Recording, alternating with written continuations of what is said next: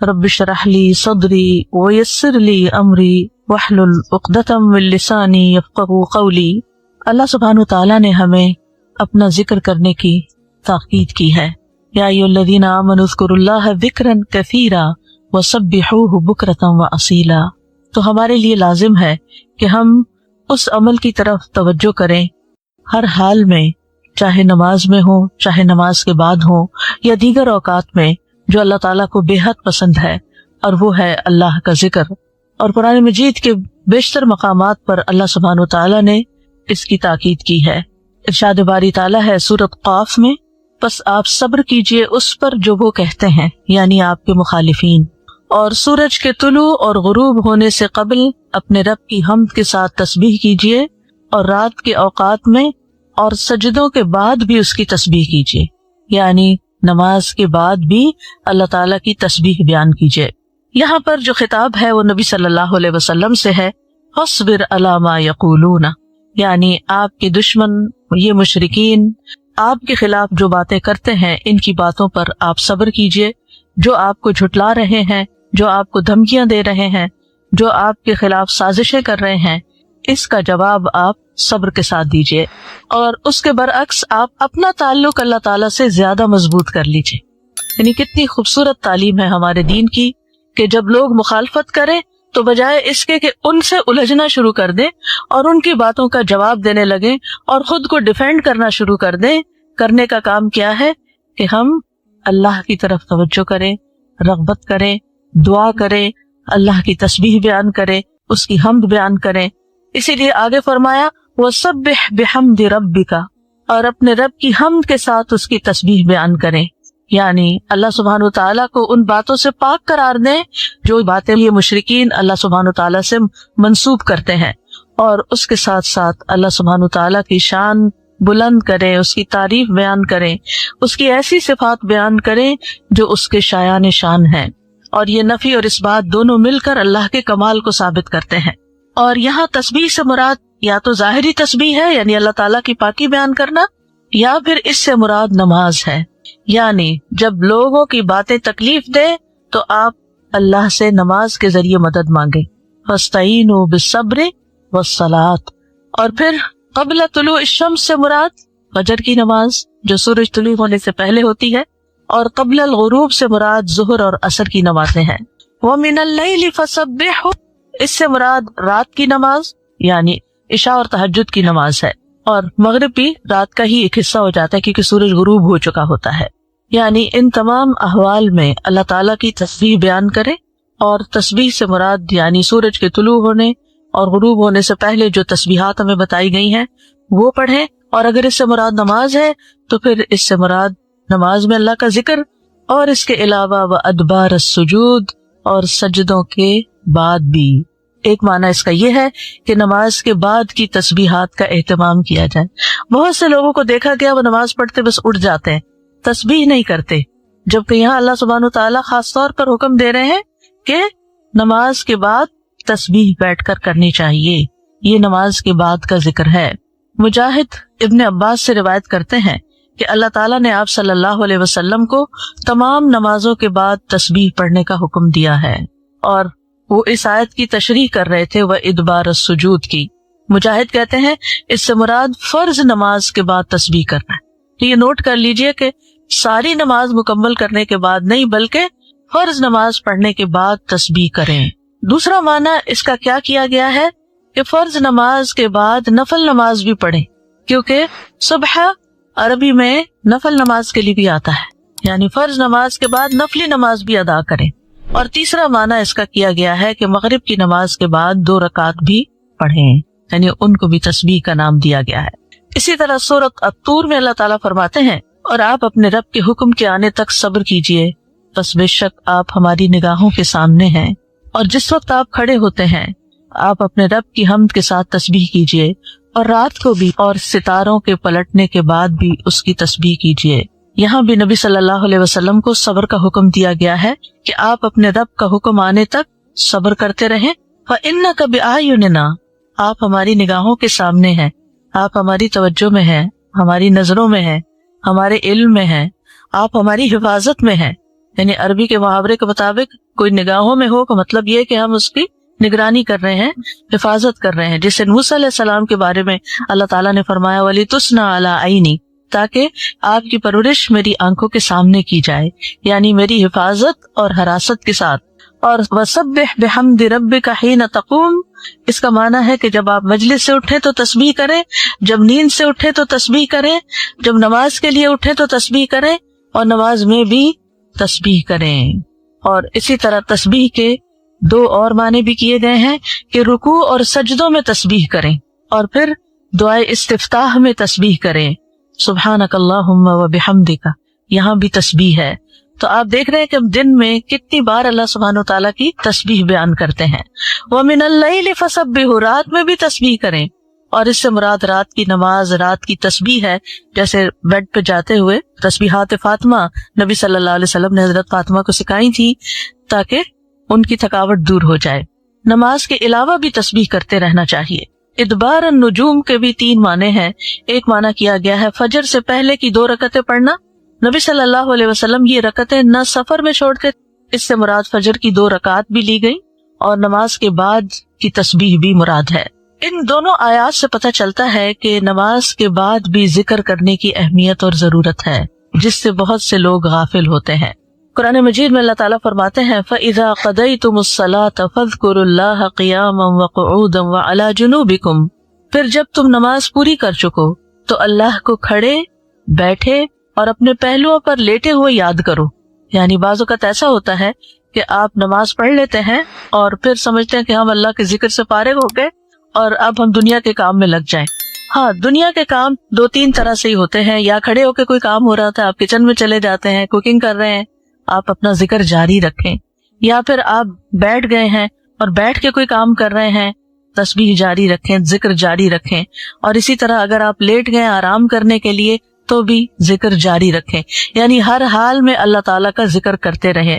اسی طرح سورہ جمعہ میں اللہ تعالیٰ فرماتے ہیں فَإِذَا قُضِيَتِ الصَّلَاةُ فَانتَشِرُوا فِي الْأَرْضِ وَابْتَغُوا مِن فَضْلِ اللَّهِ وَاذْكُرُوا اللَّهَ كَثِيرًا لَعَلَّكُمْ تُفْلِحُونَ، پھر جب نماز پوری کر لی جائے تو زمین میں پھیل جاؤ اور اللہ کے فضل سے تلاش کرو، یعنی اپنے دنیا کا کام کاروبار کرو اور اللہ کو بہت یاد کرو، یعنی اپنے بزنس آورز میں بھی، اپنی جاب پر بھی اللہ کو نہیں بھولنا۔ کیوں؟ لعلکم تفلحون، تاکہ تم فلاح پاؤ، کامیاب ہو جاؤ۔ تو اصل چیز کیا ہے کہ انسان پوری سچائی کے ساتھ، سنسیئرٹی اور اخلاص کے ساتھ اللہ سبحانہ وتعالیٰ کی طرف متوجہ ہو، اس کی عبادت کرتا رہے، اس کے دین کی طرف لوگوں کو بلاتا رہے۔ اور اگر اس دوران کچھ ایسے حالات پیش آ جائیں کہ آپ سے وہ سارے کام اور وہ سب چیزیں چھوٹ جائیں جو آپ کی زندگی کا ایک بہت بڑا مقصد ہو یا پیشن ہو آپ کا، تو بھی صبر سے کام لے کر اچھی امید رکھیں، مایوسی کسی بھی حال میں نہیں، کیونکہ اللہ سبحانہ وتعالیٰ کے ہر فیصلے میں خیر ہوتی۔ جہاں انسان دعوت دین کا کام کر کے باہر نکل کر بہت کچھ سیکھتا ہے، وہاں بعض اوقات ایسی تنہائی میں بھی اور سب سے کٹ کر بھی بہت کچھ سیکھتا ہے، اور اس میں اور زیادہ اللہ سبحانہ وتعالیٰ کے ساتھ خالص ہو جاتا ہے، وہ ذاتی عبادات پر زیادہ فوکس کر لیتا ہے۔ واقعہ طائف، نبوت کے 10ویں سال نبی کریم صلی اللہ علیہ وسلم اسلام کی دعوت کے لیے بیرون مکہ طائف تشریف لے گئے۔ آپ صلی اللہ علیہ وسلم کے ہمراہ آپ کے آزاد کردہ غلام زید بن حارثہ بھی تھے۔ راستے میں جس قبیلے کے پاس سے بھی گزر ہوتا اسے پرنور راستے کی طرف دعوت دیتے، یعنی اسلام کی دعوت دیتے۔ طائف پہنچ کر قبیلہ ثقیف کے 3 سردار بھائیوں کو اسلام کی دعوت دی، لیکن تینوں نے انکار کر دیا۔ نبی اکرم صلی اللہ علیہ وسلم یکے بعد دیگرے ایک ایک سردار کے پاس دعوت کے لیے تشریف لے جاتے، لیکن ان سب کا ایک ہی جواب تھا کہ تم ہمارے شہر سے نکل جاؤ۔ چنانچہ نبی اکرم صلی اللہ علیہ وسلم جب 10 دن کے قیام کے بعد واپس مکہ تشریف لانے لگے تو یہ اوباش آپ کو گالیاں دینے لگے، تالیاں پیٹنے اور شور مچانے کے ساتھ ساتھ وہ آپ کو پتھر مارتے جاتے۔ اگرچہ زید ڈھال بن کر پتھروں کو روکنے کی کوشش کر رہے تھے، لیکن اس کے باوجود نبی صلی اللہ علیہ وسلم کے پاؤں پر اتنے زخم آئے کہ دونوں جوتے خون سے تر بتر ہو گئے۔ نیز زید رضی اللہ عنہ کے سر پر بھی کئی جگہ چوٹ آئی۔ بالآخر جب آپ صلی اللہ علیہ وسلم نے مجبور ہو کر بنو ربیعہ کے باغ میں پناہ لی تو یہ لوگ واپس چلے گئے۔ اسی موقع پر آپ نے دعا فرمائی جو دعائے مستضعفین کے نام سے مشہور ہے۔ پھر عام الحزن، نبوت کا 10واں سال سیدہ خدیجہ اور ابو طالب کی وفات کی وجہ سے عام الحزن کہلاتا ہے، یعنی آپ پر اپنی ذاتی زندگی میں بہت سے صدمے پیش آئے۔ یعنی بیرونی زندگی. اور یہ وقت کتنا شدید مشکل تھا کہ ایک طرف طائف کا واقعہ پیش آیا اسی سال میں اور دوسری طرف گھر کے اندر یہ مسائل. کبھی کبھی انسان چکی کے دو پارٹوں میں پسنے لگتا ہے, یعنی یوں لگتا ہے کہ کہیں سے بھی کوئی سکون کا راستہ نہیں. تو بھی انسان اللہ سبحانہ و تعالیٰ کو تھامے رکھے, توکل کرے, اللہ تعالیٰ سے امید رکھے اور اپنا کام نہ چھوڑے, اپنے ارادے ترک نہ کرے. جو کرنا ہے وہ کرنا ہے ہر حال میں. اور کیا چیز انسان کو سہارا دیتی کہ ہم سب اللہ کی طرف لوٹ کر جانے والے ہیں, ہم سب ایک دن اللہ کے حضور پیش ہونے والے ہیں, اور اس وقت ہماری کوششیں دیکھی جائیں گی, ہمارے حالات کا جائزہ لیا جائے گا. کیونکہ اصل میں تو ہمیں اللہ تعالیٰ سے اجر چاہیے نا. اگر اللہ تعالیٰ ہمیں اندر رکھ کر اجر دینا چاہتا ہے تو بھی انسان کو مایوس نہیں ہونا چاہیے. اور اگر اللہ سبحانہ تعالیٰ کسی غم اور صدمے یا حادثے یا کسی اور تکلیف دہ چیز کے ذریعے اجر دینا چاہتا ہے تو یہ بھی اللہ کی مرضی ہوتی ہے. ہمیں نہیں معلوم کہ ہمارے لیے بھلائی اور خیر کس میں ہے. ہم یہ سمجھتے ہیں کہ ہمارے لیے خیر اور بھلائی صرف اس میں کہ ہم ترقی کرتے چلے جائیں اور ہمارے لیے ہر راستہ آسان ہو, لیکن بعض اوقات بھلائی کسی اور چیز میں آخرت کے اعتبار سے زیادہ بڑی ہوتی ہے. تو اللہ تعالیٰ کے ہر فیصلے پر راضی ہونا, تقدیر پر راضی ہونا اور اسے آسان طریقے سے قبول کر کے اللہ سے لو لگانا, یہی دراصل کامیابی ہے. پھر ہے غزوات. نبی کریم صلی اللہ علیہ وسلم کی نمایاں مارکہ حق, غزوہ ابوا, غزوہ ودان صفر 2 ہجری, غزوہ بوات ربیع الاول 2 ہجری, غزوۃ العشیرہ جمادی الاولی اور جمادی الثانی 2 ہجری, غزوہ صفوان, غزوہ بدر الاولی جمادی الثانی 2 ہجری, غزوہ بدر الکبریٰ 9 رمضان 2 ہجری. تو عام طور پر تاریخ کی کتابوں میں سب سے پہلے غزوہ جس کا ذکر آتا ہے وہ غزوہ بدر الکبریٰ کا ذکر آتا ہے, لیکن اس سے پہلے بھی چھوٹی چھوٹی جھڑپیں ہوتی رہی تھی. غزوہ بنی سلیم غزوہ بدر کے 1 ہفتے بعد, غزوہ سویق, غزوہ قرقرہ القدر ذی الحجہ 2 ہجری, غزوہ ذی امر ذی القعدہ ذی الحجہ 2 ہجری, غزوۃ الفرح ربیع ثانی 3 ہجری, غزوہ بنو قینقاع نصف شوال 2 ہجری, غزوہ احد شوال 3 ہجری, غزوہ بنو نذیر ربیع الاول 4 ہجری, غزوۃ ذات الرقاع ربیع الثانی جمادی الثانی 4 ہجری, غزوہ بدر الآخرہ شعبان 4 ہجری. یعنی بدر کے میدان میں کئی ایک مارکے ہوئے ہیں جن میں سے الاولی اوپر آیا ہے, غزوہ صفوان اور پھر البدر الکبریٰ اور پھر یہ الآخرہ. غزوہ دونۃ الجندل ربیع الاول 5 ہجری, غزوہ خندق شوال 5 ہجری, غزوہ بنو قریظہ ذی القعدہ 5 ہجری, غزوہ بنو لحیان جمادی اولی یا جمادی الاول. اصل میں اردو میں لکھتے ہیں جمادی الاول, لیکن عربی میں جو سیکنڈ لکھا ہوا نا جمادی اولی پڑھا جاتا ہے. 6 ہجری غزوہ بنو المصطلق شعبان 6 ہجری, غزوہ حدیبیہ ذی القعدہ 6 ہجری, غزوہ ذی قرد غزوہ خیبر سے 3 دن پہلے, غزوہ خیبر محرم 7 ہجری, غزوہ موتا جمادی الاول 8 ہجری, غزوہ فتح مکہ رمضان 8 ہجری, غزوہ حنین شوال 8 ہجری, غزوہ طائف شوال 8 ہجری, غزوہ تبوک رجب 9 ہجری. آپ صلی اللہ علیہ وسلم کے فضائل آپ دیکھیے کہ کتنے غزوات ہیں نا, اور سریات بھی ہیں جس میں آپ صلی اللہ علیہ وسلم صحابہ کرام کو بھیجتے رہے, اور یہ سب کچھ مدنی دور میں پیش آیا. مدنی دور کے کل کتنے سال تھے؟ 10 سال تھے. 10 سال میں کتنی جنگیں پیش آئیں, ایک کے بعد ایک. یعنی کہیں چین تھا, کہیں امن تھا, کہیں سکون کی زندگی تھی, اور ہم چھوٹی سی مشکل سے گھبرا جاتے ہیں. تو اگر ہم واقعی آپ صلی اللہ علیہ وسلم کی امت ہیں اور آپ کے طریقوں پر چلنا چاہتے ہیں تو پھر آپ ہی کی زندگی ہمارے لیے رہنمائی ہے. تو ہم بڑی اچھی طرح آسانی سے آیت پڑھ جاتے ہیں لقد کان لکم فی رسول اللہ اسوۃ حسنہ, لیکن ایک چھوٹی سی مشکل پر بھی گھبرا اٹھتے ہیں اور سوچتے ہیں کہ ہے کوئی جائے فرار, ہے کوئی جائے پناہ. تو جائے پناہ تو صرف اللہ کے پاس ہے, اور وہ پناہ جب ہی ملے گی جب اس کو راضی کریں گے. جی آپ کچھ کہنا چاہ رہی؟ اس میں اصل میں ویسے تو ٹریٹی تھی, لیکن ایک طرح سے وہ تیار بھی ہوئے تھے. جنگ ہوئی نہیں تھی, لیکن اس کے علاوہ بھی مشکلات آئے. بچے سارے فوت ہوئے, یعنی بیٹے فوت ہو گئے, بیٹیاں فوت ہوئی سوائے حضرت فاطمہ کے. اور اس سے پہلے مکہ میں بیٹیوں کو طلاق بھی ہوئی, اور وہ بھی مشن ہی کی خاطر, مقصد ہی کی خاطر. اور پھر کل ہم نے پڑھا اکثر بھوکے رہتے تھے, یعنی کھانے کو بھی پورا نہیں ہوتا تھا. اتنے ساتھی بھی شہید ہوئے, قریبی بھی, اور فوتیاں بھی ہوئی, اور شادیاں بھی ہوئی, سب کچھ ہوا, لیکن کام نہیں چھوٹا, کیونکہ آخرت کے لیے جی رہے تھے. آپ اور آپ کے سارے ساتھی اپنی اسٹرگل میں کامیاب ہوئے, اور آج وہ آرام کر رہے ہیں, اور کل قیامت کے دن سرخرو ہوں گے انشاءاللہ. اور کتنا بہترین سودا کیا انہوں نے اپنی زندگیوں کا. کہ آخرت کے لیے جیے. فضائل: آدم کی تخلیق سے پہلے ہی آپ صلی اللہ علیہ وسلم کا نبی ہونا لکھا جانا، یعنی جہاں مشکلات تھی وہاں آپ کے رتبے بھی بہت بلند ہوئے.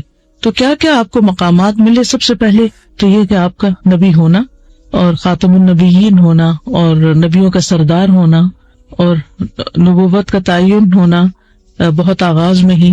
رسول اللہ صلی اللہ علیہ وسلم نے فرمایا: انی عند اللہ فی ام الکتاب لخاتم النبیین وان آدم لمنجدل فی طینتہ وسأنبئکم بتأویل ذلک دعوت ابی ابراہیم وبشارت عیسیٰ قومہ ورؤیا امی التی رأت انہ خرج منہا نور اضاءت لہ قصور الشام. بے شک میں ام الکتاب میں، ام الکتاب کیا ہے؟ لوح محفوظ. اس وقت بھی خاتم النبیین تھا جبکہ آدم ابھی گارے میں ہی لتڑے ہوئے تھے، یعنی ابھی آدم پیدا بھی نہیں ہوئے تھے. اور میں تمہیں اس کی حقیقت بتاتا ہوں. میں اپنے والد ابراہیم کی دعا، عیسیٰ کی بشارت ہوں جو انہوں نے اپنی قوم کو دی، اور اپنی والدہ کا خواب ہوں جو انہوں نے دیکھا تھا کہ ان سے ایک روشنی نکلی ہے جس سے ملک شام کے محلات روشن ہو گئے ہیں. بہترین زمانہ جس میں آپ بھیجے گئے. رسول اللہ صلی اللہ علیہ وسلم نے فرمایا: بعثت من خیر قرون بنی آدم قرنا فقرنا حتی کنت من القرن الذی کنت منہ. مجھے بنی آدم کے بہترین زمانے میں بھیجا گیا ہے. زمانے پر زمانہ گزرتا گیا یہاں تک کہ وہ زمانہ آ گیا جس میں میں ہوں. یعنی پوری تاریخ جو انسانیوں کی اول سے لے کے آخر قیامت تک، ان میں سب سے بہترین وقت جو تھا وہ نبی صلی اللہ علیہ وسلم کا تھا. بہترین خاندان. سیدنا واثلہ بن اسقا فرماتے ہیں کہ میں نے رسول اللہ صلی اللہ علیہ وسلم کو فرماتے ہوئے سنا: اللہ عز و جل نے اسماعیل علیہ السلام کی اولاد میں سے کنانہ کو چنا، اور کنانہ میں سے قریش کو چنا، اور قریش میں سے بنی ہاشم کو چنا، اور بنی ہاشم میں سے مجھے چنا. نبی کریم صلی اللہ علیہ وسلم کی شریعت کا کچھ حصہ آسمانوں پر فرض کیا گیا. سیدنا ابن مسعود رضی اللہ عنہما کہتے ہیں: فأعطی رسول اللہ صلی اللہ علیہ وسلم ثلاثا، اعطی الصلوات الخمس، واعطی خواتیم سورۃ البقرہ، وغفر لمن لم یشرک باللہ من امتہ شیئا المقحمات. رسول اللہ صلی اللہ علیہ وسلم کو معراج کی رات آپ کو 3 چیزیں عطا کی گئی: 5 نمازیں، سورۃ البقرہ کی آخری آیات، اور آپ کی امت میں سے اس شخص کے تباہ کرنے والے گناہوں کو بخش دیا جائے گا جو اللہ کے ساتھ کسی کو شریک نہیں کرتا.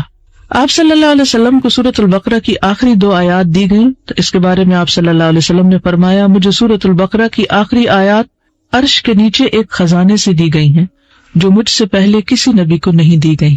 آپ نے تمام انبیاء کی امامت کروائی.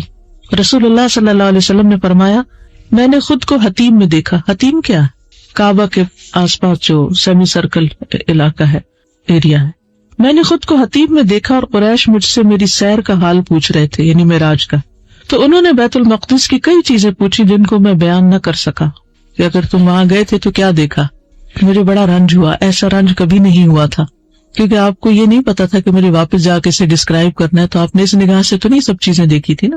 پھر اللہ نے بیت المقدس کو اٹھا کر میرے سامنے کر دیا اور میں اس کو دیکھنے لگا. اب جو بات وہ پوچھتے تھے میں بتا دیتا. میں نے خود کو انبیاء کی جماعت میں پایا. میں نے دیکھا کہ موسیٰ کھڑے نماز پڑھ رہے ہیں. وہ میانہ تن و توش کے اور گٹھے ہوئے جسم کے شخص ہیں، جیسے شنوعہ کے لوگ ہوتے ہیں. ایک قبیلے کی طرف آپ نے ان کی شکل و صورت کی مثال دے کے سمجھایا. اور عیسیٰ علیہ السلام کھڑے نماز پڑھ رہے ہیں. ان سے سب سے زیادہ مشابہ عروہ بن مسعود ثقفی ہیں، صحابی ہیں یہ رضی اللہ عنہ. اور ابراہیم علیہ السلام کو دیکھا کہ کھڑے نماز پڑھ رہے ہیں. ان کے سب سے زیادہ مشابہ تمہارے ساتھی ہیں، یعنی آپ صلی اللہ علیہ وسلم خود. نماز کا وقت ہوا تو میں نے ان کی امامت کروائی. نبی کریم صلی اللہ علیہ وسلم پر نازل کردہ دین کی حفاظت. اللہ تعالیٰ کا ارشاد ہے: انا نحن نزلنا الذکر وانا لہ لحافظون. اصل میں قرآن مجید کی حفاظت ہونا چاہیے. ہاں بے شک، اور قرآن مجید کے ذریعے پھر دین کی حفاظت ہوئی. بے شک ہم ہی نے اس ذکر یعنی قرآن کو نازل کیا اور یقیناً ہم ہی اس کی حفاظت کرنے والے ہیں. تمام انسانوں کے لیے رسول، یہ آپ کی خاص خصوصیات ہیں. وما ارسلناک الا کافۃ للناس بشیرا ونذیرا. اور ہم نے آپ کو تمام انسانوں کے لیے خوشخبری دینے والا اور خبردار کرنے والا بنا کر بھیجا. رسول اللہ صلی اللہ علیہ وسلم نے فرمایا: یا ایھا الناس انما انا رحمۃ مہداۃ. اے لوگوں، میں مجسم رحمت بن کر آیا ہوں جو ایک ہدیہ ہے. یعنی تمام انسانیت یا تمام مخلوق کے لیے آپ صلی اللہ علیہ وسلم پر ایمان لانا واجب ہے۔ رسول اللہ صلی اللہ علیہ وسلم نے فرمایا والذی نفس محمد بیدہ لا يسمع بی احد من هذه الامة یہودی ولا نصرانی ثم يموت ولم يؤمن بالذی ارسلت به الا كان من اصحاب النار۔ قسم ہے اس ذات کی جس کے ہاتھ میں محمد صلی اللہ علیہ وسلم کی جان ہے، اس امت کا کوئی بھی یہودی اور نصرانی جو میری بات سنے جس کے ساتھ میں بھیجا گیا ہوں اور وہ اس پر ایمان لائے بغیر فوت ہو جائے تو وہ جہنم والوں میں سے ہوگا۔ تو یہ پیغام سب تک پہنچانا کتنا ضروری ہے ان سب کے فائدے کے لیے۔ آپ صلی اللہ علیہ وسلم کی بعثت اہل ایمان پر احسان عظیم ہے۔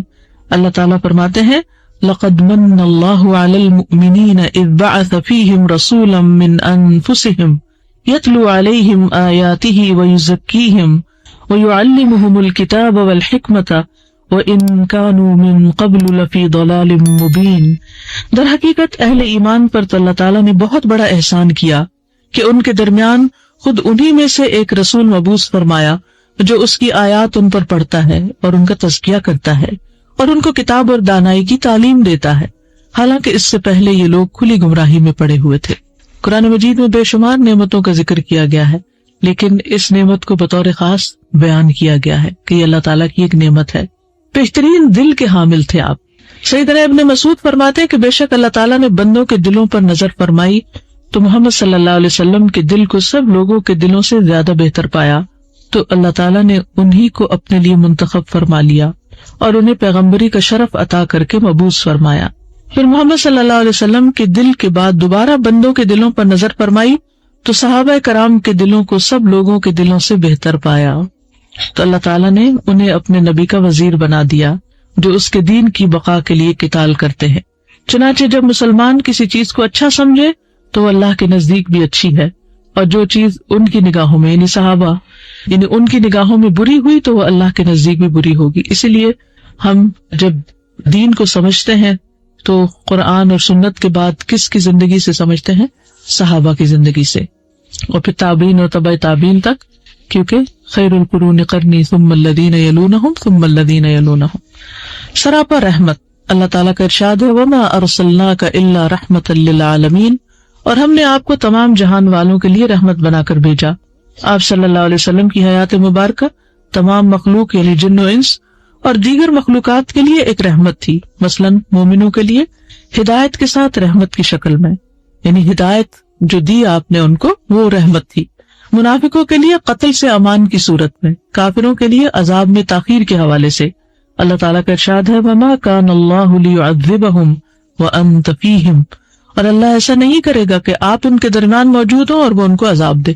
تو اس طرح آپ سب کے لیے رحمت تھے، امت کے لیے امان، عذاب سے امان کی صورت میں۔ رسول اللہ صلی اللہ علیہ وسلم نے فرمایا النجوم امنة للسماء فإذا ذهبت النجوم أتى السماء ما توعدون انا امنة لأصحابی، ستارے آسمان کے لیے امن ہیں، اور جب ستارے چلے جائیں گے تو آسمان سے وہ آ جائے گی جس کا تم سے وعدہ کیا گیا ہے، اور میں اپنے اصحاب کے لیے وجہ امن ہوں۔ ازواج النبی صلی اللہ علیہ وسلم امت کی مائیں۔ اللہ تعالیٰ کا ارشاد ہے النبی اولیٰ بالمؤمنین من انفسہم وازواجہ امہاتہم، بلا شبہ نبی اہل ایمان کے لیے ان کی اپنی ذات پر مقدم ہے اور آپ کی بیویاں ان کی مائیں ہیں۔ یہ جو پیچھے بات کی گئی ہے نا کہ ستارے آسمان کے لیے امن ہے، تو اس کا مطلب یہ ہے کہ ستارے کب جائیں گے؟ جب قیامت ہوگی، پھر اس کے بعد قیامت واقع ہو جائے گی۔ آپ کے صحابی آپ کیسے تھے؟ جیسے ستارے تھے، اور آپ ان کے لیے اسی طرح فیض امن تھے۔ آپ صلی اللہ علیہ وسلم پر بیویوں کے درمیان عدل کرنا فرض نہ تھا۔ قرآن مجید میں آتا ہے ترجی من تشاء منہن وتؤوی الیک من تشاء ومن ابتغیت ممن عزلت فلا جناح علیک، جس بیوی کو چاہے علیحدہ رکھے اور جس کو چاہے اپنے پاس رکھیں، اور جس کو آپ نے علیحدہ کر دیا ہو اگر اس کو پھر اپنے پاس طلب کر لے تو آپ پر کچھ گناہ نہیں، جبکہ باقی لوگوں کے لیے عدل فرض ہے۔ لیکن اس کے باوجود بھی آپ صلی اللہ علیہ وسلم نے عدل کیا۔ آپ صلی اللہ علیہ وسلم کی شریعت قیامت تک رہے گی۔ رسول اللہ صلی اللہ علیہ وسلم نے فرمایا والذی نفس محمد بیدہ لو بدا لکم موسیٰ فاتبعتموہ وترکتمونی لضللتم عن سواء السبیل ولو کان حیا وادرک نبوتی لاتبعنی۔ اس ذات کی قسم جس کے ہاتھ میں محمد صلی اللہ علیہ وسلم کی جان ہے، اگر آج موسیٰ تشریف لے آئے اور تم لوگ میری بجائے ان کی اتباع شروع کر دو تو تم سیدھی راہ سے گمراہ ہو جاؤ گے، اور اگر موسیٰ علیہ السلام زندہ ہوتے اور میری نبوت کا زمانہ پاتے تو وہ بھی میری ہی اتباع کرتے. جس سے کیا پتہ چلتا ہے کہ آپ کی شریعت کے ہوتے ہوئے دوسری شریعتیں منسوخ ہوں گی. سیدنا ابو حازم بیان کرتے ہیں کہ میں ابو ہریرہ رضی اللہ عنہ کی مجلس میں 5 سال تک بیٹھا ہوں. میں نے انہیں نبی صلی اللہ علیہ وسلم کی یہ حدیث بیان کرتے ہوئے سنا. آپ نے فرمایا کانت بنو اسرائیل تسوسهم الانبیاء کلما ہلک نبی خلفہ نبی وانہ لا نبی بعدی فسیکون خلفاء فیکثرون. بنی اسرائیل کے انبیاء ان کی سیاسی رہنمائی بھی کیا کرتے تھے. تسوسهم، جب بھی ان کا کوئی نبی فوت ہو جاتا تو اس کی جگہ دوسرا آ جاتا. بے شک میرے بعد کوئی نبی نہیں اور ان قریب نائب ہوں گے جو بہت ہوں گے. اور وہ کون ہوں گے؟ کون؟ علماء. العلماء ورثۃ الانبیاء. دیگر انبیاء پر 6 فضیلتیں. رسول اللہ صلی اللہ علیہ وسلم نے فرمایا فضلت علی الانبیاء ب6 اعطیت جوامع الکلم ونصرت بالرعب وأحلت لي المغانم وجعلت لي الأرض طهورا ومسجدا وأرسلت إلى الخلق كافة وختم بي النبيون. مجھے انبیاء پر 6 باتوں میں فضیلت دی گئی ہے. مجھے جامع کلمات دیے گئے ہیں، دشمن پر روب کے ساتھ میری مدد کی گئی ہے، میرے لیے مال غنیمت حلال کیا گیا جو کہ پہلی امتوں کے لیے نہیں تھا، ساری زمین میرے لیے پاک اور مسجد بنائی گئی ہے، مجھے ساری مخلوق کی طرف رسول بنا کر بھیجا گیا ہے، اور نبوت کا سلسلہ مجھ پر ختم کر دیا گیا. اللہ کے دوست رسول اللہ صلی اللہ علیہ وسلم نے فرمایا الا انی ابرأ الی کل خل من خلہ ولو کنت متخذا خلیلا لاتخذت ابا بکر خلیلا ان صاحبکم خلیل اللہ. آگاہ ہو جاؤ، بے شک میں ہر ایک دوست کی دوستی سے برات کا اعلان کرتا ہوں، اور اگر میں کسی کو اپنا دلی دوست بناتا تو ابو بکر کو بناتا، لیکن تمہارے ساتھی یعنی محمد صلی اللہ علیہ وسلم اللہ کے دوست ہیں، تو اس لیے بندوں کی دوستی نہیں. شاہد، بشیر اور نذیر. اللہ تعالیٰ کا ارشاد ہے یا ایھا النبی انا ارسلناک شاہدا ومبشرا ونذیرا. اے نبی، ہم نے آپ کو گواہی دینے والا، خوشخبری دینے والا اور خبردار کرنے والا بنا کر بھیجا. روشن چراغ. اللہ تعالیٰ کا ارشاد ہے وَدَاعِيًا إِلَى اللَّهِ بِإِذْنِهِ وَسِرَاجًا مُنِيرًا، اور اللہ کے اذن سے اللہ کی طرف دعوت دینے والا اور روشن چراغ بنا کر بھیجا ہے. بلند ذکر. اللہ تعالیٰ فرماتے ہیں وَرَفَعْنَا لَكَ ذِكْرَكَ، اور ہم نے آپ کا ذکر بلند کیا. سیدنا ابن عباس رضی اللہ عنہما نے اس آیت کا مطلب بیان کرتے ہوئے کہا کہ آذان، اقامت، تشہد، جمعہ اور عیدین کے خطبوں نیز خطبہ نکاح میں مشرق سے مغرب تک اللہ تعالیٰ کے نام کے ساتھ آپ صلی اللہ علیہ وسلم کا نام لیا جاتا ہے. یہ بھی کہا گیا کہ اس سے مراد ہے کہ ہم نے آپ کا ذکر فرشتوں کے ہاں، آسمانوں میں اور زمین میں اور مومنوں کے نزدیک، اور قیامت کے دن بھی آپ کا ذکر بلند کریں گے اور آپ کو بلند درجات اور مقام محمود سے نوازا جائے گا انشاءاللہ.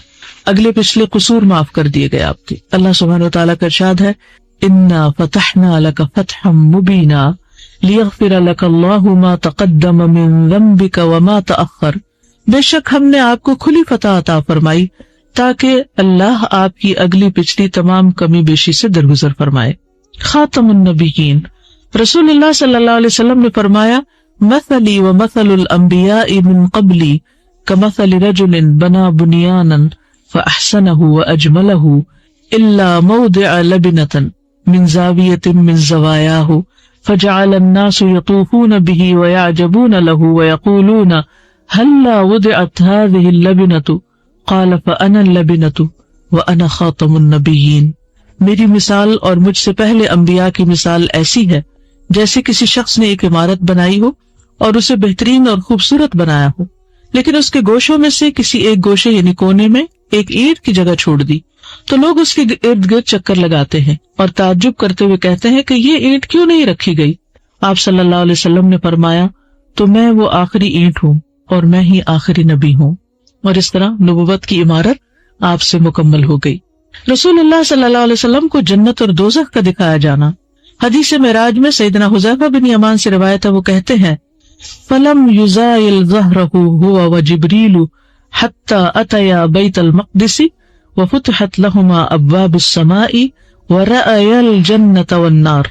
رسول اللہ صلی اللہ علیہ وسلم اور جبریل علیہ السلام اس براق کی پیٹھ سے جدا نہیں ہوئے یہاں تک کہ وہ دونوں بیت المقدس پہنچے، یعنی درمیان میں کہیں سٹاپ نہیں لیا. ان دونوں کے لیے آسمان کے دروازے کھول دیے گئے، پھر ان دونوں نے جنت اور جہنم کو دیکھا. تمام قسم کی تعریف اللہ کے لیے ہے جو اپنی رحمت اور اپنے فضل کے ساتھ عطا کرنے والا ہے، جو اپنی حکمت اور عدل و انصاف کے ساتھ محروم رکھنے والا ہے. میں اللہ سبحانہ و تعالیٰ کی حمد کرتی ہوں جس کے حکم کو کوئی ٹال نہیں سکتا اور اس کے فیصلے کے لیے کوئی رکاوٹ نہیں بن سکتا. پچھلے سبق کا خلاصہ یہ ہے کہ ہم نے حاملین قرآن کے اخلاق کا بیان پڑھا کہ حاملین قرآن کو چاہیے کہ وہ قرآن کو اپنے دل کی بہار بنائے، یعنی قرآن بوجھ نہ ہو، قرآن خوشی کا سبب ہو، قرآن کے آداب اور اخلاق کو اپنائے، یعنی چلتا پھرتا قرآن ہو، صرف سینے میں نہ ہو، اعضاء پر بھی اس کا اثر نظر آئے. اللہ کا تقوی اختیار کرے چھپے اور اعلانیہ، یعنی لوگوں کے سامنے بھی اللہ سے ڈرتا ہو اور تنہائی میں بھی اللہ سے ڈرتا ہو. پھر اپنے کھانے پینے، لباس اور کمائی میں ورع اختیار کرے، اپنے نفس کی اصلاح کرے، اپنی زبان کی حفاظت کرے، علم کی بنا پر گفتگو کرے یا خاموش رہے، لایانی گفتگو سے اجتناب کرے، یعنی بیکار اور فضول کے ہنسی مذاق میں نہ پڑے. آج ہم پڑھیں گے پیج 26 سے قلیل الضحک فیما یضحک فیہ الناس لسوء عاقبۃ الضحک ان سر بشیء مما یوافق الحق تبسم یکرہ المزاح خوفا من اللعب فان مزح قال حقا باسط الوجہ طیب الکلام. جن باتوں میں لوگ ہنستے ہیں ان میں بہت کم ہنسے، یہ حامل قرآن ہوتا ہے.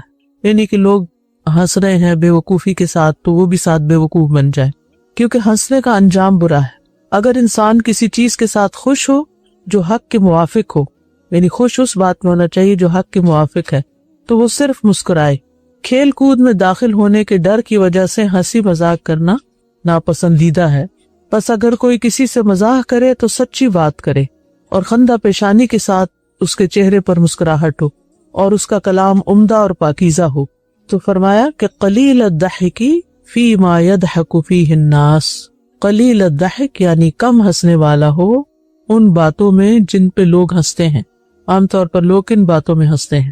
کسی دوسرے پہ ہنسنا، کوئی جھوٹی بات کر کے کسی کا مذاق اڑا کے ہنسنا، کیونکہ ان باتوں کا انجام برا ہے. لسوء عاقبۃ الضحک، کیونکہ ایسی ہنسی جو ہے وہ انسان کے لیے خرابی لاتی ہے، اس کے انجام کی بربادی لاتی ہے، اس میں فائدہ کچھ نہیں.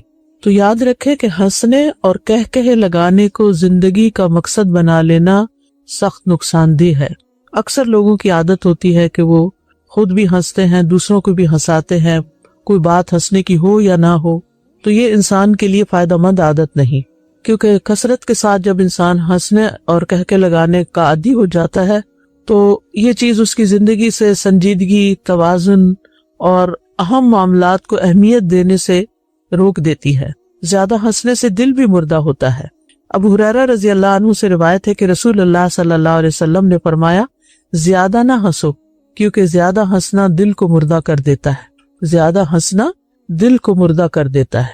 پھر کہتے ہیں مؤلف ان سر بشیء مما یوافق الحق تبسم، اگر کسی چیز پر وہ خوش ہوتا ہے جو حق کے موافق ہے تو تبسم کرے، مسکرائے، یعنی مسکرانا پسندیدہ ہے، ہنسنا اور کہہ لگانا نہیں. تو اس سے یہ پتہ چلتا ہے کہ یہاں مصنف جو ہے مما یوافق الحق کی قید اور شرط لگا رہے ہیں.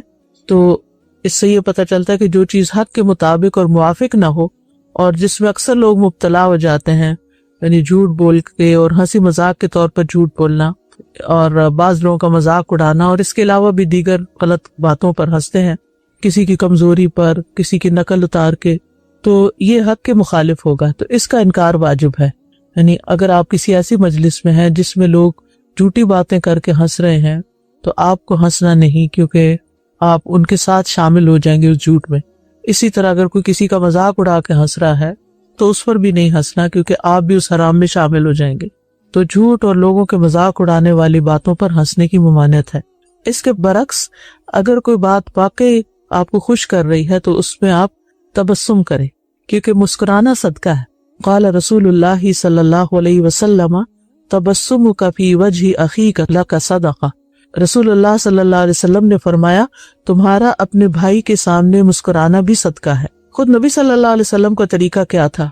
काला मा कान दहकु रसूलिल्लाहि सल्लल्लाहु अलैहि वसल्लम इल्ला तबस्सुमन। अब्दुल्ला बिन हारिस रज़ियल्लाहु अन्हु कहते हैं कि रसूल अल्लाह सल्लल्लाहु अलैहि वसल्लम की हंसी सिर्फ मुस्कुराहट होती थी, और वो भी बेमकसद नहीं मुस्कुराते थे, बेकार बातों पर। मुस्नद अहमद की रिवायत में आता है, कान तवील अस्समती कलील अद्दहिकी। नबी सल्लल्लाहु अलैहि वसल्लम ज्यादा वक्त खामोश रहते और कम हंसते थे।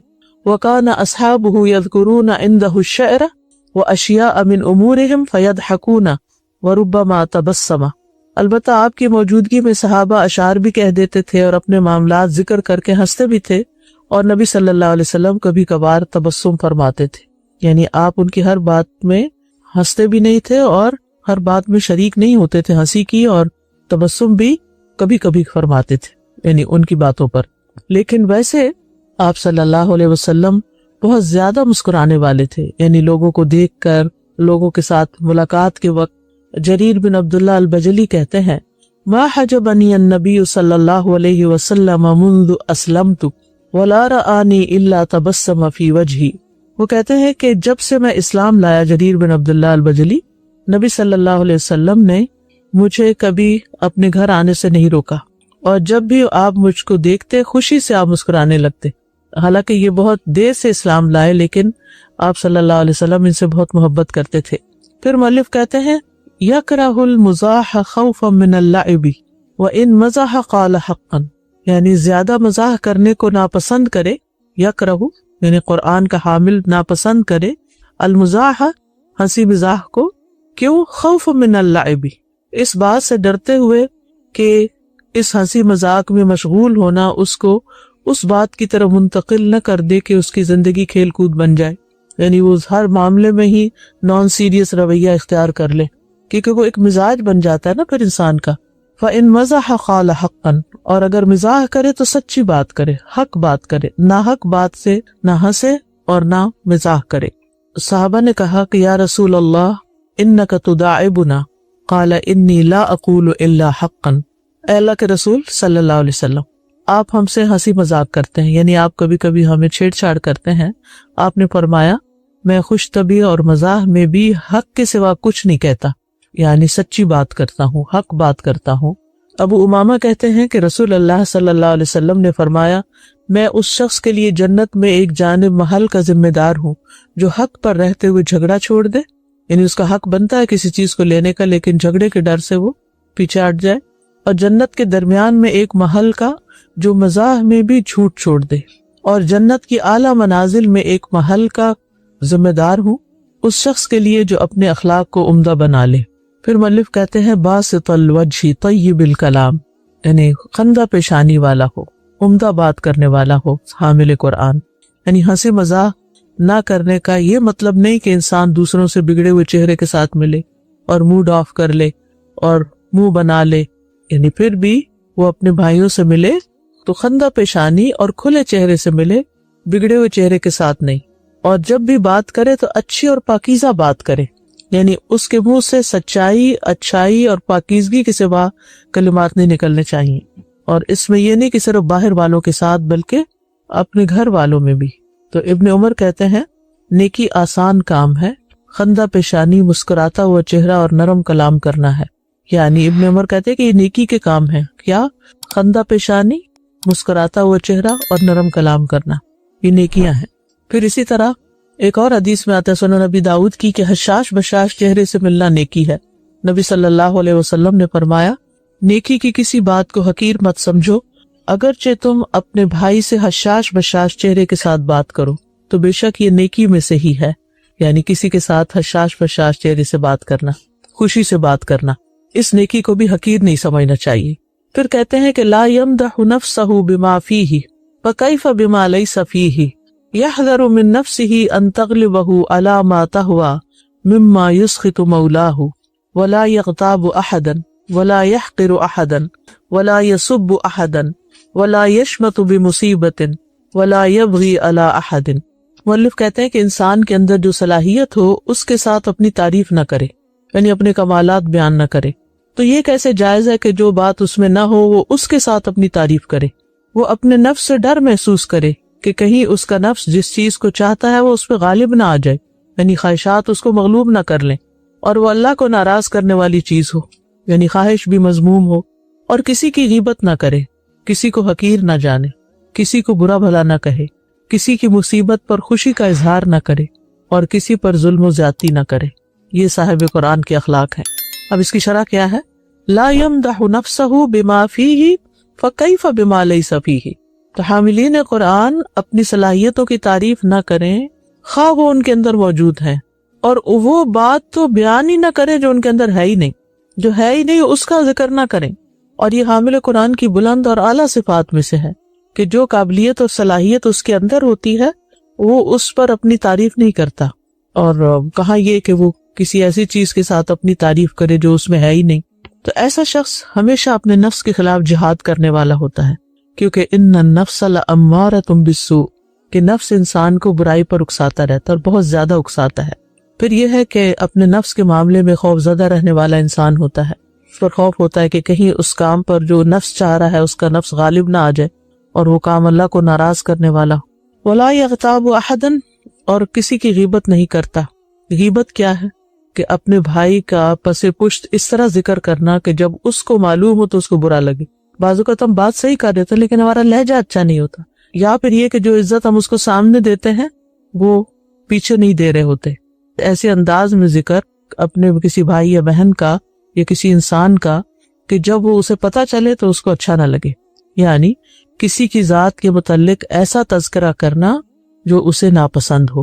امام نووی کہتے ہیں بس غیبت یہ ہے کہ آپ کسی انسان میں موجود ایسی چیز کا ذکر کریں جسے وہ ناپسند کرتا ہو، چاہے وہ اس کے بدن میں ہو یا اس کے دین میں ہو یا اس کی دنیا میں ہو یا اس کے نفس میں ہو یا اس کی تخلیق میں ہو یا اس کے اخلاق میں ہو یا اس کے مال میں ہو یا اس کی اولاد میں ہو یا اس کے والدین میں ہو یا اس کی بیوی میں ہو یا اس کے خادم میں ہو یا اس کے غلام میں ہو یا اس کی پگڑی میں ہو یا اس کے کپڑے میں ہو یا اس کی چال میں ہو یا اس کی حرکت میں ہو یا اس کی کشادہ مسکراہٹ میں ہو یا اس کے گناہ میں ہو یا اس کے غصے میں ہو یا اس کی خوشی میں ہو یا اس کے علاوہ بھی اس سے تعلق رکھنے والی کسی چیز میں ہو۔ انہوں نے تو سب چیزیں ہی گنوا دی، یعنی کسی کی ملکیت میں یا کسی سے متعلق ایسی کسی چیز کے اندر انسان کو اس کی غیر موجودگی میں ایسی بات نہیں کرنی چاہیے کہ اگر وہ سنے تو اس کو برا لگے۔ اور یہ بھی یاد رکھیے کہ کسی کا حقیقی عیب ذکر کرنا ہی غیبت ہوتا ہے، یعنی وہ چیز جو کسی کے اندر ہے ہی نہیں وہ تو پھر بہتان ہے۔ معاذ بن جبل کہتے ہیں کہ صحابہ نے رسول اللہ صلی اللہ علیہ وسلم کے پاس ایک آدمی کا ذکر کیا اور انہوں نے کہا کہ جب تک اسے کھلایا نہ جائے وہ کھاتا نہیں، جب تک اسے سوار نہ کیا جائے وہ سوار نہیں ہوتا۔ تو نبی صلی اللہ علیہ وسلم نے فرمایا تم لوگوں نے اس کی غیبت کی ہے۔ صحابہ نے کہا اللہ کے رسول صلی اللہ علیہ وسلم جو اس میں ہے وہی ہم نے بیان کیا ہے۔ آپ نے فرمایا غیبت کے لیے تمہیں یہی کافی ہے کہ تم اپنے بھائی کے اس عیب کا ذکر کرو جو اس میں ہے، یہی تو غیبت ہے۔ پھر اسی طرح کسی کی نقل اتارنا بھی اس میں شامل ہو جاتا ہے۔ حضرت عائشہ سے مروی ہے کہ ایک مرتبہ انہوں نے نبی صلی اللہ علیہ وسلم کی موجودگی میں کسی عورت کی نقل اتاری اور اس کے ٹھگنے ہونے یعنی چھوٹے قد کا ہونے کا ذکر کیا، تو آپ نے فرمایا تم نے اس کی غیبت کی۔ اب آپ سوچیں کہ ہم نے ایسی باتیں کر کر کے اپنے اعمال نامے میں کیا کچھ اکٹھا کر رکھا ہے۔ قرآن مجید سے بھی پتہ چلتا ہے کہ غیبت کرنا مردہ بھائی کا گوشت کھانا ہے، یعنی کتنی مکروہ چیز ہے کہ انسان کسی کا عیب بیان کرے گویا وہ مردہ لاش کھا رہا ہے۔ اس سے زیادہ مکروہ چیز کیا ہوگی؟ ایسی تشبیہ ہے کہ جس کے بارے میں سوچ کے بھی دل خراب ہو جاتا ہے، اور ہم کتنے مزے سے دوسروں کی باتیں کرتے رہتے ہیں۔ اور صحابہ کرام جو تھے وہ اس کو حقیقی طور پہ تسلیم کرتے تھے۔ عبداللہ بن مسعود کہتے ہیں کہ ہم نبی صلی اللہ علیہ وسلم کے ساتھ تھے تو ایک شخص کھڑا ہوا اور چلا گیا، یعنی مجلس میں سے اٹھ کے چلا گیا، تو اس کے جانے کے بعد ایک شخص اس کے بارے میں عیب جوئی کرنے لگا، جیسے عام لوگوں کا حال ہوتا ہے کہ بیٹھ کے باتیں اکٹھے کر رہے ہوتے ہیں، جب کوئی ایک جاتا تو اس کے خلاف بولنے لگتے ہیں۔ تو نبی صلی اللہ علیہ وسلم نے فرمایا خلال کرو، یعنی دانتوں سے ذرات کو نکالو۔ تو اس نے کہا میں کس وجہ سے خلال کروں، میں نے تو گوشت نہیں کھایا۔ آپ نے فرمایا بلا شبہ تم نے اپنے بھائی کا گوشت کھایا ہے، یعنی جو چلا گیا اس کی بیک بائٹنگ کی ہے۔ بیک بائٹنگ کا مطلب کیا ہے؟ کسی کی کمر پہ کاٹنا، یا کسی کے پیچھے جب وہ چلا جائے تو اس کو کاٹنا، نوچنا، یعنی اس کی عزت کو نوچنا۔ قیس کہتے ہیں کہ عمرو بن العاص اپنے چند ساتھیوں کے ساتھ جا رہے تھے کہ ایک مردہ خچر پر سے گزرے جو پھول گیا تھا، تو انہوں نے کہا اللہ کی قسم کوئی اس میں سے پیٹ بھر کر کھا لے، یہ اس سے بہتر ہے کہ کسی مسلمان کا گوشت کھائے، یعنی غیبت کرے۔ اور یہ بھی یاد رکھے کہ غیبت کرنا کبیرہ گناہ ہے۔ حدیث میں آتا ہے، صحیح ترغیب و ترہیب کی حدیث ہے، بے شک کبیرہ گناہوں میں سے آدمی کا مسلمان شخص کی عزت کے بارے میں ناحق زبان درازی کرنا ہے، اور کبیرہ گناہوں میں سے ایک گالی کے بدلے 2 گالیاں دینا ہے، یہ ظلم ہو جاتا ہے۔ کسی نے ایک بات کہی، آپ اسے 2 سنا رہے ہیں۔ وَلَا يَحْقِرُ أَحَدًا، کسی کو حقیر نہ سمجھے، یعنی اس کے مقام کو کم کرنے والا معاملہ نہ کرے، چاہے سامنے چاہے پیچھے۔ رسول اللہ صلی اللہ علیہ وسلم نے فرمایا، صحیح مسلم کی روایت ہے، کسی آدمی کے برا ہونے کے لیے یہی کافی ہے کہ وہ اپنے مسلمان بھائی کو حقیر سمجھے۔ اسی طرح یہ تکبر ہوتا ہے کہ انسان دوسروں کے مقابلے میں اپنے آپ کو بڑی چیز سمجھے۔ الکبر بطر الحق وغمط الناس، تکبر یہ ہے کہ انسان حق بات کو چھپائے اور لوگوں کو حقیر سمجھے۔ اور یہ تو معلوم ہے سب کو کہ جس کے دل میں رائی کے دانے برابر بھی تکبر ہوگا، وہ آدمی جنت میں داخل نہ ہوگا۔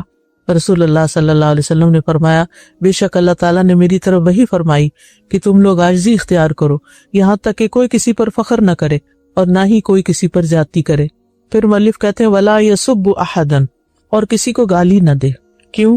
اس لیے کہ نبی صلی اللہ علیہ وسلم نے فرمایا کہ مسلمان کو گالی دینا فسق ہے، یعنی نافرمانی کا کام ہے، حرام کام ہے، اور اس سے جنگ کرنا کفر ہے، یعنی اتنا بڑا گناہ ہے۔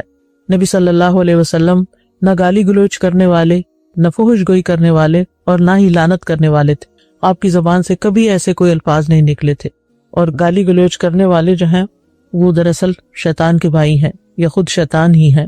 ایاز ابن حمار کہتے ہیں کہ رسول اللہ صلی اللہ علیہ وسلم نے فرمایا، بے شک اللہ تعالیٰ نے میری طرف وہی نازل فرمائی ہے کہ تواضع اختیار کرو، نہ کوئی کسی کے خلاف سرکشی کرے، نہ کوئی کسی پر فخر کرے۔ تو میں نے عرض کیا، اللہ کے رسول، اگر کوئی مجھے ایسے مجمع میں گالی دے جو لوگ حیثیت میں مجھ سے کم ہوں، اس پر میں اسے جواب دوں تو کیا اس پر بھی مجھے گناہ ہوگا؟ آپ نے فرمایا، 2 گالی گلوچ کرنے والے 2 شیطان ہیں، ایک دوسرے کی آبرو ریزی کرتے ہیں۔ یعنی اگر کوئی آپ کو گالی دے تو بھی آپ نے جواب میں گالی نہیں دینی۔ وَلَا يَشْمَتُ بِمُصِيبَةٍ وَلَا يَبْغِي عَلَىٰ أَحَدٍ، کسی کی مصیبت کو دیکھ کر خوش نہیں ہوتا۔ الشماتۃ فی المصیبہ کا مطلب ہوتا ہے کسی کی مصیبت پر خوشی کا اظہار کرنا، کہ شکر ہے وہ بھی پکڑا گیا، وہ بھی بیمار ہو گیا، یا اس کی مالی یا جانی یا اولاد میں کوئی نقصان ہو گیا۔ یعنی کسی کی تکلیف دیکھ کر اس کے دل میں خوشی اور مسرت داخل ہو جائے، یہ صاحب قرآن کی حالت نہیں ہوتی۔ اس کے دل میں پھر قرآن اترا ہی نہیں جو ایسا کام کرے۔ آپ دیکھیں کہ کتنی دفعہ ایسا ہوتا ہے کہ کوئی شخص ٹھوکر کھا کے گر جاتا ہے، لوگ اس پہ ہنسنا شروع کر دیتے ہیں، کسی کو چوٹ لگ جاتی ہے، حتیٰ کہ میں نے دیکھا ہے کچھ کم عقل لوگ اپنے بچوں کے اوپر بھی ہنس رہے ہوتے ہیں، یعنی اگر ان کو کوئی تکلیف پہنچے تو اس پہ ہنسنا شروع کر دیتے ہیں۔ تو یہ انتہائی بے وقوفی کی بات ہے کہ کسی کی تکلیف پر انسان ہنسے، بلکہ مصیبت میں مبتلا شخص کے لیے دعا کرنی چاہیے کہ اللہ اس کی مصیبت دور کر دے، اس کی تکلیف کو دور کر دے۔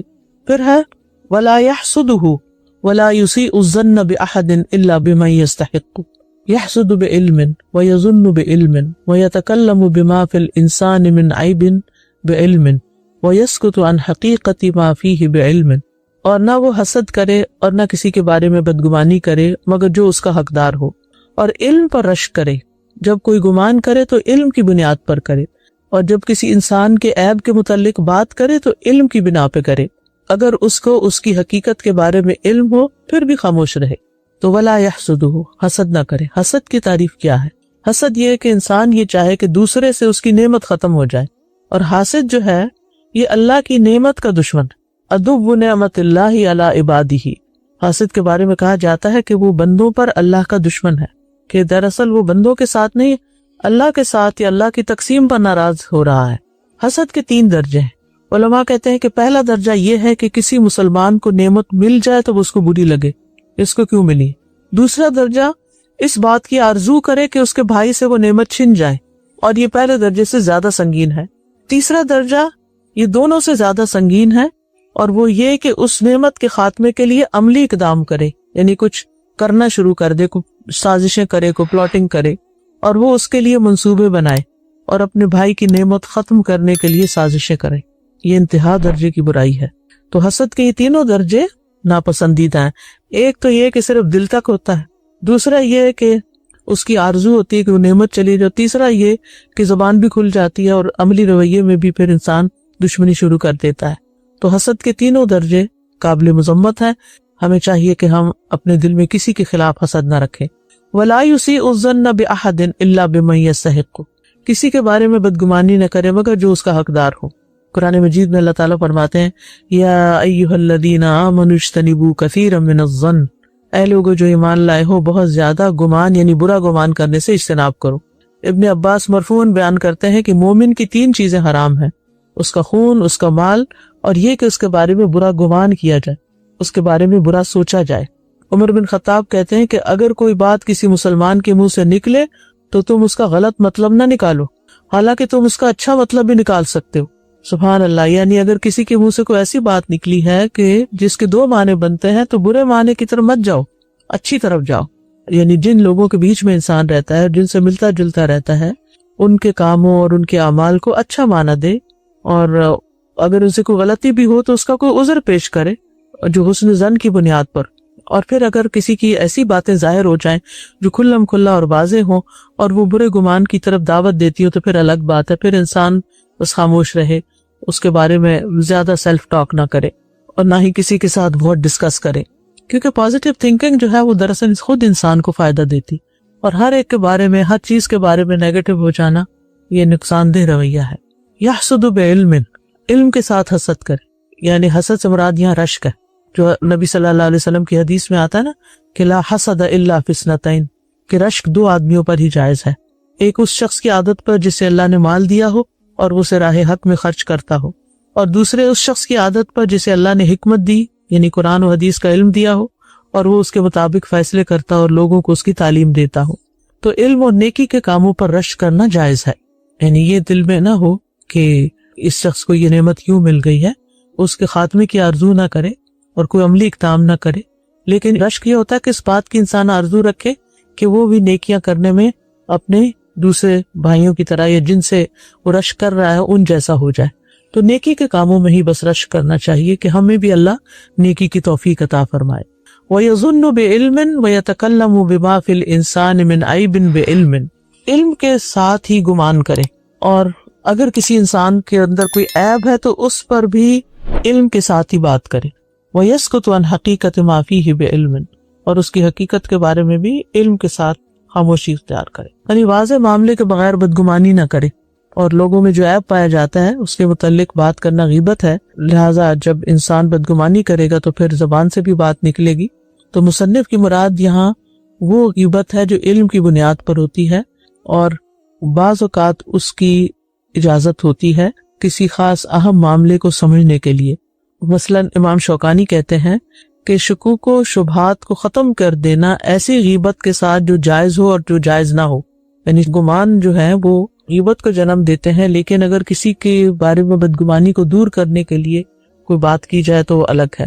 یعنی جائز غیبت کے لیے بھی شرعی اور صحیح غرض ہونا ضروری ہے. اور جائز غیبت کون سی ہے؟ مظلوم کا ظالم کے متعلق گفتگو کرنا. کسی پہ ظلم ہوا ہے تو وہ اپنے ظلم کی داستان کسی حکمران یا جج کو جا کے سنائے گا. اسی طرح کسی کی برائی کو ختم کرنے کے لیے متعلقہ افراد سے بات کرنا. کسی کے بچے کے اندر کوئی خامی ہے تو اس کے والدین کو بتانا. بتانے والے کا مقصد کیا ہو کہ برائی کا خاتمہ ہو ورنہ حرام ہوگا.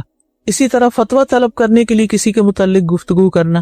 مثلاً مفتی کو انسان بتائے کہ میرے والد نے یا شوہر نے یا بھائی نے یا بہن نے کوئی ظلم کیا ہے مجھ پر، میں اس سے کیسے نجات حاصل کروں، میرا کیا حق بنتا ہے، ظلم کا خاتمہ کس طرح ہو. تو ضرورت کے تحت ایسا کرنا جائز ہے. پھر فتویٰ طلب کرنے میں محتاط رویہ ہو، یہ نہیں کہ ناحق ان کے خلاف باتیں کرنی شروع کر دی جائیں. جیسے حضرت ہند نے نبی صلی اللہ علیہ وسلم سے اپنے شوہر کے بارے میں کہا تھا یا رسول اللہ ان ابا سفیان رجل شحیح، کہ اے اللہ کے رسول ابو سفیان ایک بخیل آدمی ہے. تو آپ نے ان کو منع نہیں کیا کیونکہ وہ اپنا مسئلہ پوچھ رہی تھی کہ پھر میں اپنے خرچ کے لیے اور بچوں کے لیے کیا کروں. پھر اسی طرح مسلمانوں کو شر سے ڈرانے اور ان کی خیرخواہی کرنے کے لیے کسی کا نام لینا، یہ بھی غیبت کی ایک جائز قسم ہے. حدیث کے راویوں پر جرح کرنا، رشتے کے معاملے میں یا شراکت داری کے لیے کسی کو مشورہ دینا.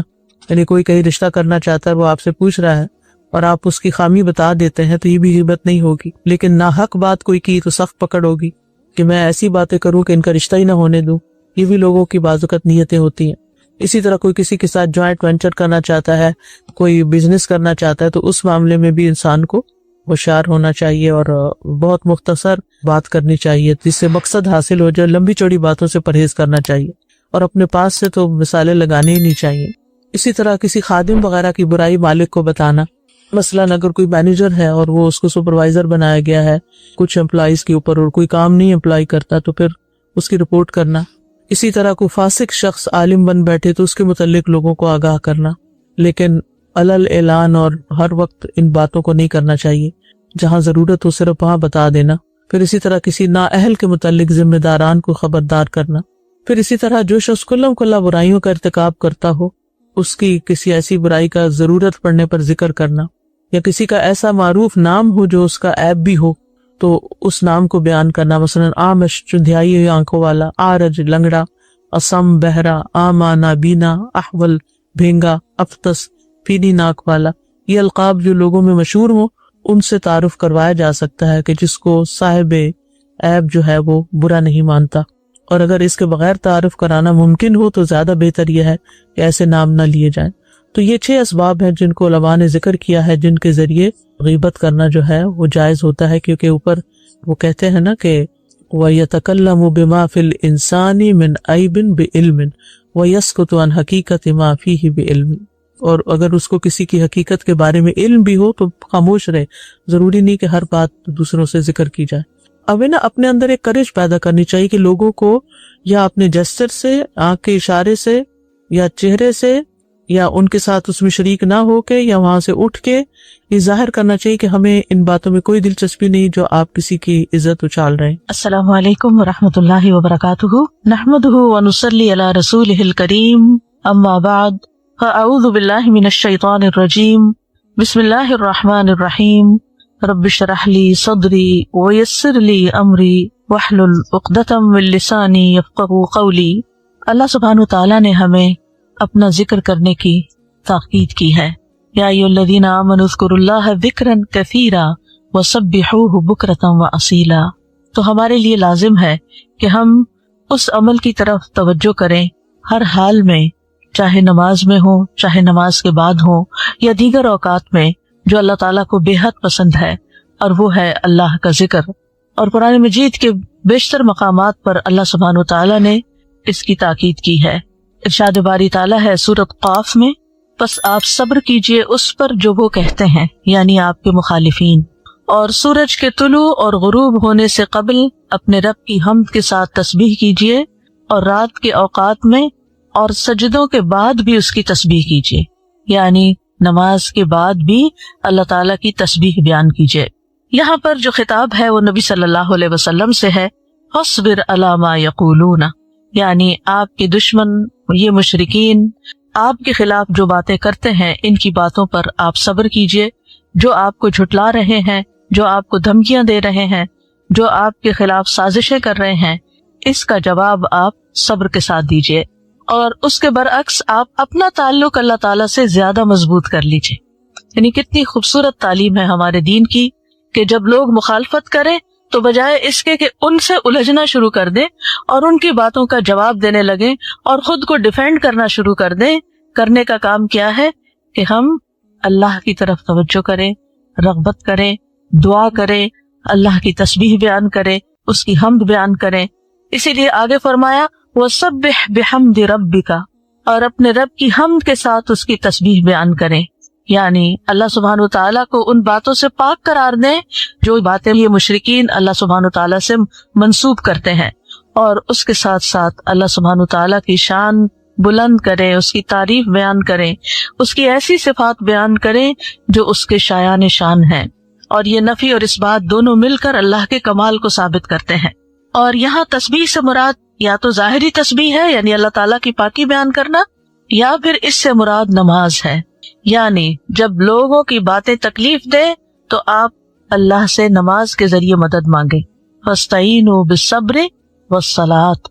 اور پھر قبل طلوع الشمس سے مراد فجر کی نماز جو سورج طلوع ہونے سے پہلے ہوتی ہے، اور قبل الغروب سے مراد ظہر اور عصر کی نمازیں ہیں. وَمِنَ اللَّيْلِ فَسَبِّحْهُ، اس سے مراد رات کی نماز یعنی عشاء اور تہجد کی نماز ہے. اور مغرب بھی رات کا ہی ایک حصہ ہو جاتا ہے کیونکہ سورج غروب ہو چکا ہوتا ہے. یعنی ان تمام احوال میں اللہ تعالیٰ کی تسبیح بیان کریں، اور تسبیح سے مراد یعنی سورج کے طلوع ہونے اور غروب ہونے سے پہلے جو تسبیحات ہمیں بتائی گئی ہیں وہ پڑھیں، اور اگر اس سے مراد نماز ہے تو پھر اس سے مراد نماز میں اللہ کا ذکر، اور اس کے علاوہ وَأَدْبَارَ السُّجُودِ اور سجدوں کے بعد بھی۔ ایک معنی اس کا یہ ہے کہ نماز کے بعد کی تسبیحات کا